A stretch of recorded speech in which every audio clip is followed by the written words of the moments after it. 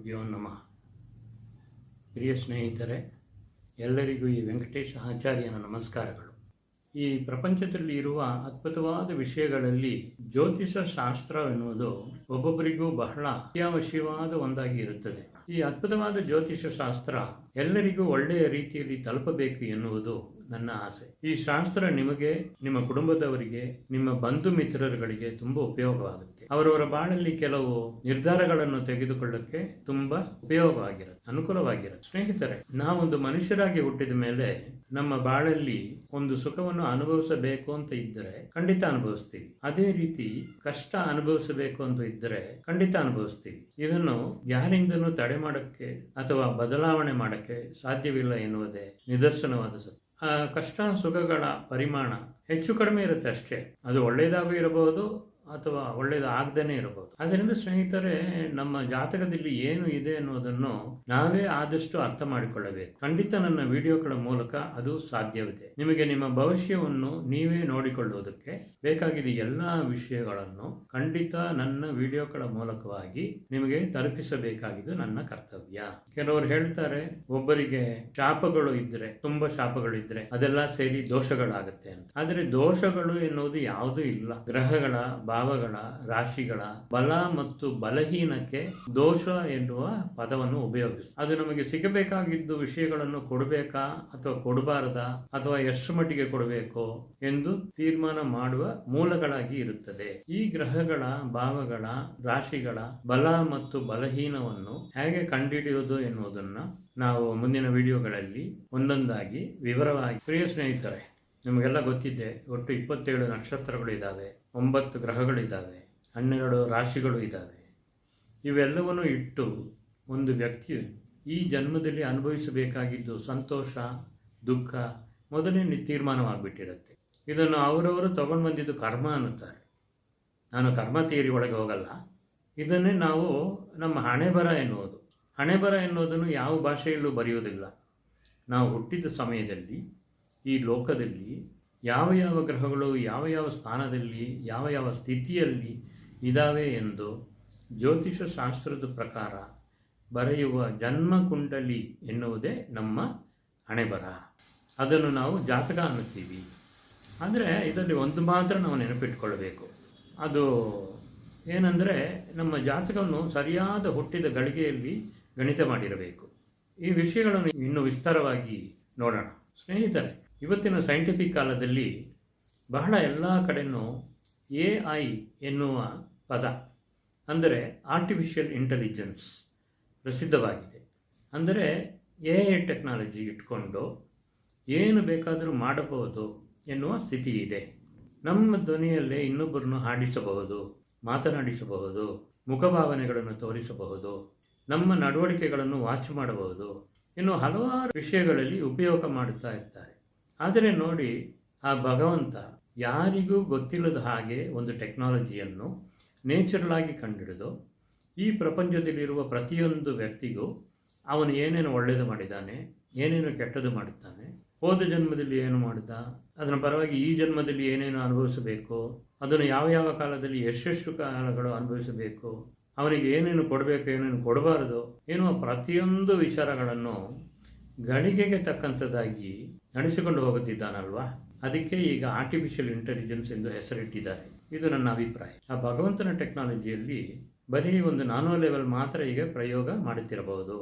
ನಾವು ಹಿಂದಿನ ಜನ್ಮದಲ್ಲಿ ಮಾಡಿಕೊಂಡಿದ್ದ ಪಾಪ ಪುಣ್ಯಗಳಿಗೆ ತಕ್ಕಂಥ ಒಂದು ವಾತಾವರಣ ಸೃಷ್ಟಿ ಮಾಡಿಕೊಡುವುದೇ ಆ ಭಗವಂತನ ಕೆಲಸ. ಆದರೆ ಹಿಂದಿನ ಜನ್ಮದ ಪುರಾವೆ ಎನ್ನುವುದು ಯಾವುದೂ ಇಲ್ಲ, ನೋ ಪ್ರೂಫ್ ಅಟ್ ಆಲ್. ಆದರೆ ನಮ್ಮ ತಂದೆ ಇದ್ದಿದ್ದು ನಿಜವೇ. ಅವರ DNA ಖಂಡಿತ ನಮ್ಮ ದೇಹದಲ್ಲಿ ಇರುತ್ತದೆ. ಅಂದರೆ ಅವರು ತಗೊಂಡು ಬಂದಿದ್ದು ಪಾಪ ಪುಣ್ಯಗಳು ಖಂಡಿತ ನಮಗೆ ಸೇರುತ್ತೆ. ಇದು ನಮ್ಮ ಜಾತಕದಲ್ಲಿ ಭಾಗ್ಯಸ್ಥಾನ ಎನ್ನುವ 9ನೇ ಭಾವದಿಂದ ಗೊತ್ತಾಗುತ್ತೆ. ತಂದೆಯಿಂದ ಬಂದಿದ್ದ ಗುಣಾತಿಶಯಗಳು, ಆಸ್ತಿ, ರೋಗ, ಕರ್ಮ ಎನ್ನುವ ಎಲ್ಲ ವಿಷಯಗಳು 9ನೇ ಭಾವದಿಂದ ಗೊತ್ತಾಗುತ್ತೆ. ಕೆಲವರು ಅವರವರ ತಂದೆಯರು ಮಾಡುತ್ತಿರೋ ಕೆಲಸವನ್ನು ಮಾಡುತ್ತಿರುತ್ತಾರೆ. ಅದು ಒಂದು ರೀತಿ ತಂದೆಯ ಕರ್ಮನೇ ಆಗುತ್ತೆ. 5ನೇ ಭಾವ ತಂದೆಗೆ ತಂದೆ, 5ನೇ ಭಾವ ತಂದೆಗೆ ತಂದೆ ಬಗ್ಗೆ ತೋರಿಸುವ ಪೂರ್ವ ಪುಣ್ಯ ಸ್ಥಾನವಾಗುತ್ತೆ. ಅವರ DNA ತಂದೆಯ ದೇಹದಲ್ಲೂ ಖಂಡಿತ ಇರುತ್ತೆ. ಈ ರೀತಿ ಅವರ ತಂದೆ ಎಂದು ಎಲ್ಲ ಪೂರ್ವಜರುಗಳ DNA ಖಂಡಿತ ನಮ್ಮ ದೇಹದಲ್ಲಿ ಇದ್ದೇ ಇರುತ್ತೆ. ಇದನ್ನೇ ನಾವು ಪೂರ್ವಜನ್ಮ ಎನ್ನುವುದು. ಇದಕ್ಕೆ ಖಂಡಿತ ಪುರಾವೆ ಇದೆ. ಅದೇ ರೀತಿಯಲ್ಲಿ ನಾವು ಮಾಡಿದ ವಿಷಯಗಳು, ನಮ್ಮ ಗುಣಾತಿಶಯಗಳು, ನಮ್ಮ ಆಸ್ತಿಪಾಸ್ತಿಗಳು, ಪಾಪ ಪುಣ್ಯಗಳು ಖಂಡಿತ ನಮ್ಮ DNA ಮೂಲಕವಾಗಿ ನಮ್ಮ ಮಕ್ಕಳಿಗೆ ಸೇರುತ್ತೆ ಎನ್ನುವುದರಲ್ಲಿ ಯಾವ ಅನುಮಾನನೂ ಇಲ್ಲ.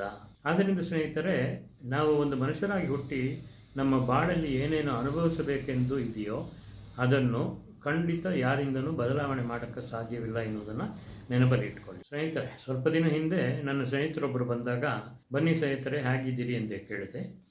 ಕೂಡಲೇ ಅವರು, ಎಂಥ ಮಾರಾಯರೆ, ನನ್ನ ಹಣೆ ಬರ ಒಂದು ಸರಿ ಇಲ್ಲ, ಒಂದು ಒಳ್ಳೆ ಜಮೀನು ಬಂದಿತ್ತು, ರೇಟು ಪರವಾಗಿಲ್ಲ, ತಗೊಳ್ಳೋಣ ಅಂತ ಎಂದು ಅವರ ಹತ್ರ ಮಾತಾಡಿ ಎಲ್ಲ ಒಪ್ಕೊಂಡ್ರು. ಅವ್ರು ಹೇಳಿದ್ದ ಒಂದು ದಿನ ಕ್ರಯಪತ್ರ ರಿಜಿಸ್ಟ್ರೇಷನ್ ಮಾಡೋಣ ಎಂದು ರಿಜಿಸ್ಟ್ರೇಷನ್ ಆಫೀಸಿಗೆ ಹೋಗಿದ್ದೆ. ಅಲ್ಲಿ ಹೋಗಿ ಕಾಯ್ತಾ ಇರುವಾಗ ಆ ಜನ ಬರಲೇ ಇಲ್ಲ. 7-8 ಸಾರಿ ಫೋನ್ ಮಾಡಿದೆ, ತೆಗಿಲೇ ಇಲ್ಲ. ಕೊನೆಯಲ್ಲಿ ಒಂದು ಸರಿ ಅವ್ರು ಫೋನ್ ಮಾಡಿಬಿಟ್ಟು, ವೆರಿ ಸಾರಿ ಸರ್, ನನ್ನ ಸಂಬಂಧಿಕರು ಒಬ್ಬರು ತೀರ್ಕೊಂಡಿದ್ದಾರೆ, ನಾನು ನನ್ನ ಊರಿಗೆ ಬಂದಿದ್ದೀನಿ, ಇವತ್ತು ಆಗೋದಿಲ್ಲ, ಇನ್ನೊಂದು ದಿನ ನೋಡೋಣ ಅಂತ ಹೇಳಿಬಿಟ್ರು. ನಮ್ಮ ಹಣೆಬರ ಹೀಗಿದ್ದರೆ ಏನು ಮಾಡೋದು ಎಂದು ನೊಂದ್ಕೊಂಡು ನಾನು ಬೇಜಾರಾಗಿ ಮನೆಗೆ ವಾಪಸ್ ಬಂದ್ಬಿಟ್ಟು. ಆದರೆ ನೋಡಿ, ಇದು 3ನೇ ಸರಿ ವಿಫಲವಾಗಿದೆ. ಮನಸ್ಸಿಗೆ ಏನು ಸಮಾಧಾನ ಇಲ್ಲ. ಅದಕ್ಕೆ ನಿಮ್ಮನ್ನು ನೋಡ್ಕೊಂಡು ಹೋಗೋಣ ಅಂತ ಬಂದೆ ಅಂದರು. ಆವಾಗ ಅವರ ಜಾತಕವನ್ನು ಪರಿಶೀಲನೆ ಮಾಡಿದಾಗ ಕುಜ ದಶ ನಡೀತಿತ್ತು. ಕುಜ ಭೂಮಿಕಾರಕ ಅಂತ ಆದಮೇಲೆ ಪರವಾಗಿಲ್ಲ, ಒಳ್ಳೆ ದಶ, ಭೂಮಿ ತಗೊಳ್ಳೋಕ್ಕೆ ಒಳ್ಳೆ ದಶಾನೇ ಇದು ಅಂತ ಹೇಳಿದೆ. ಆದರೆ ಅದರಲ್ಲಿ ಕೇತು ಭುಕ್ತಿ ನಡೀತಿತ್ತು. ಕೇತು ಅಂತರ್ದಶ ಅಂತಾರೆ, ಕೇತು ಭುಕ್ತಿ ನಡೀತಿತ್ತು. ಅಲ್ಲಿ ಸ್ವಲ್ಪ ಪ್ರಶ್ನೆ ಇದೆ. ಕೇತು ರಿಜಿಸ್ಟ್ರೇಷನ್ ಮಾಡೋಕ್ಕೆ ಬಿಡುವುದಿಲ್ಲ ಅಂತ ಹೇಳಿದೆ. ಜೊತೆಗೆ ಅವರ ಜಾತಕದಲ್ಲಿ ಜನನಕಾಲ ಕೇತು ಗ್ರಹದ ಮೇಲೆ ಗೋಚಾರ ಕುಜಗ್ರಹ ಮತ್ತು ಚಂದ್ರಗ್ರಹ ಪ್ರಯಾಣ ಮಾಡುತ್ತಿದ್ದರು. ಕೇತು ಜೊತೆ ಸೇರಿದ ಗೋಚಾರ ಕುಜ ಮತ್ತು ಗೋಚಾರ ಚಂದ್ರ ರಿಜಿಸ್ಟ್ರೇಷನ್ ಮಾಡೋಕ್ಕೆ ಪ್ರಶ್ನೆ ಕೊಡ್ತಾರೆ. ಅದರಿಂದ ಇವಾಗ ಸಂದರ್ಭ ಸರಿ ಇಲ್ಲ.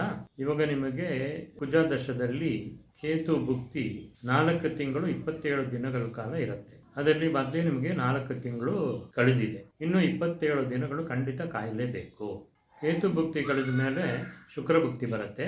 ಕುಜ ಮತ್ತು ಶುಕ್ರ ಕಾಂಬಿನೇಷನ್ ತುಂಬ ಚೆನ್ನಾಗಿ ಅನುಕೂಲವಾಗಿರುತ್ತೆ.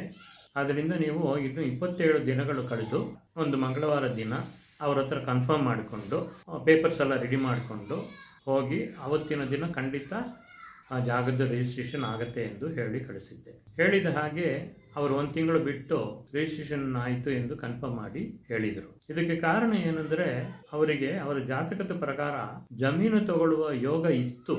ಆದರೆ ಭೂಮಿಕಾರಕ ಕುಜ ಜನನಕಾಲ ಕೇತು ಗ್ರಹದ ಮೇಲೆ ಸಂಚಾರ ಮಾಡುವಾಗ ಲ್ಯಾಂಡ್ ಪರ್ಚೇಸ್ ವಿಚಾರಗಳಲ್ಲಿ ತಡೆ ಆಗುತ್ತೆ. ನಡೆಯುವ ದಶಾಭುಕ್ತಿ ಅಷ್ಟು ಅನುಕೂಲವಾಗಿ ಇರಲಿಲ್ಲ.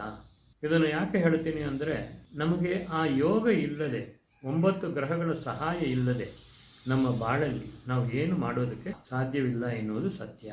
ಸೊ ಸ್ನೇಹಿತರೆ, ಈ ಅದ್ಭುತವಾದ ಜ್ಯೋತಿಷ ಶಾಸ್ತ್ರ ಎನ್ನುವ ಕಲೆಯನ್ನು ಯಾರು ಬೇಕಾದರೂ ಕಲಿಯಬಹುದು. ಜಾತಿ ಮತ ಭೇದವಿಲ್ಲ, ಶ್ರೀಮಂತರು ಬಡವರು ಎನ್ನುವ ಭೇದವಿಲ್ಲ, ಪುರುಷರು ಸ್ತ್ರೀಯರು ಎನ್ನುವ ಭೇದವಿಲ್ಲ, ಚಿಕ್ಕ ವಯಸ್ಸಿನವರು ಮತ್ತು ತುಂಬ ವಯಸ್ಸಾದವರು ಎನ್ನುವ ಭೇದವಿಲ್ಲ. ಯಾರು ಬೇಕಾದರೂ ಕಲಿಯಬಹುದು. ಆಸಕ್ತಿ ಇದ್ದರೆ ಸಾಕು. ಬನ್ನಿ ತಿಳ್ಕೊಳ್ಳುವ. ಮುಂದಿನ ವಿಡಿಯೋಗಳಲ್ಲಿ ನಮ್ಮ ಜನ್ಮ ನಕ್ಷತ್ರ ಅಂದರೆ ಯಾವುದೋ, ನಮ್ಮ ಜನ್ಮ ಲಗ್ನ ಅಂದರೆ ಯಾವುದೋ, ಭಾವಗಳು ಅಂದರೆ ಏನು, ಎಲ್ಲ ವಿವರಗಳನ್ನು ನಾವು ಡೀಟೇಲ್ ಆಗಿ ನೋಡೋಣ. ಸ್ನೇಹಿತರೆ, ಇದುವರೆಗೆ ಈ ವಿಡಿಯೋವನ್ನು ನೀವು ನೋಡಿದ್ದಕ್ಕೆ ತುಂಬ ಧನ್ಯವಾದಗಳು. ನಾವು ಜ್ಯೋತಿಷ ಎನ್ನುವ ಅದ್ಭುತವಾದ ಶಾಸ್ತ್ರದ ಬಗ್ಗೆ ಎಲ್ಲರಿಗೂ ಖಂಡಿತ ಗೊತ್ತಿರಲೇಬೇಕು ಎಂದು ತಿಳಿದುಕೊಂಡಿದ್ದೀವಿ. ಇದು ಬರೀ ಇಂಟ್ರೊಡಕ್ಷನ್ ಮಾತ್ರ. ಇನ್ನೂ ಬಹಳ ವಿಷಯಗಳು ಬರಕ್ಕಿದೆ. ಈ ವಿಡಿಯೋ ನಿಮಗೆ ಇಷ್ಟವಾಗಿದ್ದರೆ ಲೈಕ್ ಮಾಡಿ, ಈ ಚಾನಲ್ಗೆ ಸಬ್ಸ್ಕ್ರೈಬ್ ಮಾಡಿ, ಬೆಲ್ ಬಟನ್ ಒತ್ತಿ. ನಿಮಗೆ ಗೊತ್ತಿದ್ದವರು ಎಲ್ಲರಿಗೂ ಈ ಲಿಂಕನ್ನು ಕಳಿಸಿ. ಎಲ್ಲರಿಗೂ ಉಪಯೋಗವಾಗಲಿ. ಇನ್ನು ಮುಂದಿನ ವಿಡಿಯೋದಲ್ಲಿ ನೋಡೋಣ. ನಮಸ್ಕಾರ.